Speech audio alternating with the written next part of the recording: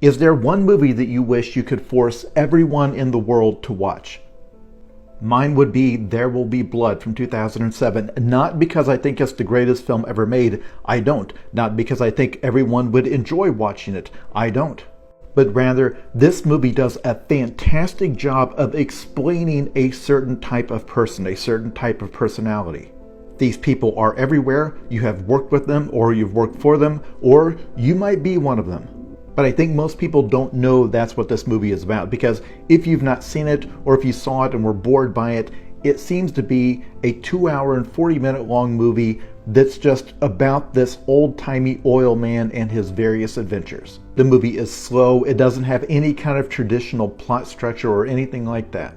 And I think if a film student watched this and was asked, well, what's this movie about? What are its themes? They would talk about the dangers of greed, or how capitalism turns some men into monsters or enables monsters. But if that's all it was about, I wouldn't recommend it. You can find out all of those things by browsing the headlines.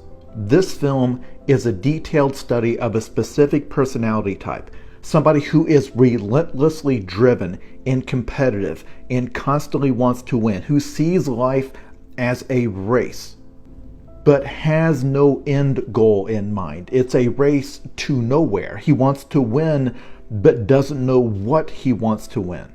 I want no one else to succeed.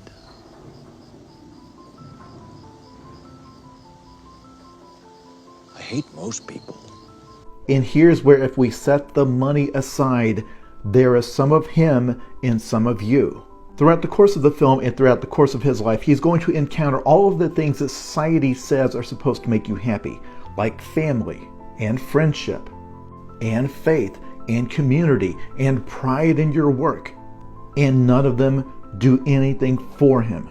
He seems to have a loving relationship with his son, but it's established early on that's not his biological son, and over time he just pushes him away. A man turns up claiming to be his brother, and they get along great until it turns out that he was lying. It was all done under false pretenses. Religious faith, he decides, is nothing but a superstition, and that the preacher is a con artist. And you watch him through the film, and everything he does joylessly. He doesn't seem to enjoy eating or drinking or the company of women. And so he is relentlessly driven. He works non-stop to build up wealth and power and to defeat his competition. But for what? This world doesn't offer anything that he can buy that would make him happy. He is running a race to nowhere.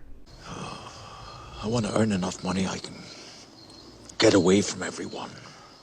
That stated goal right there of making enough money that he can just get away from everyone, that is why I wish everyone would watch this movie.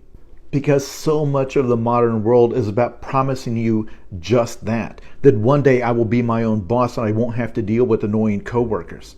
I will make enough money to get my own car so I don't have to deal with the people on the subway. I can watch the movie at home so I don't have to deal with the noisy people at the theater. I can get my groceries delivered to me so I don't have to deal with standing in line at the grocery store. I will get an AI chatbot girlfriend so I won't have to deal with the rejection that comes with dating real people. This promise that this hole inside of you can only be filled by a hypothetical, completely frictionless, comfortable existence where everything is brought to you instantly.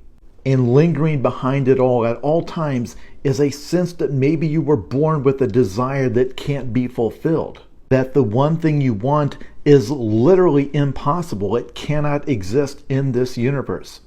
And that you want all of the benefits and convenience and comforts that come with living in a society full of other people, but without having to deal with those people. That if you only see them as enemies or obstacles or annoyances or cogs in a machine, then no matter what you do, no matter how hard you try, no matter how talented you are destined to wind up in a very dark and lonely and cold place.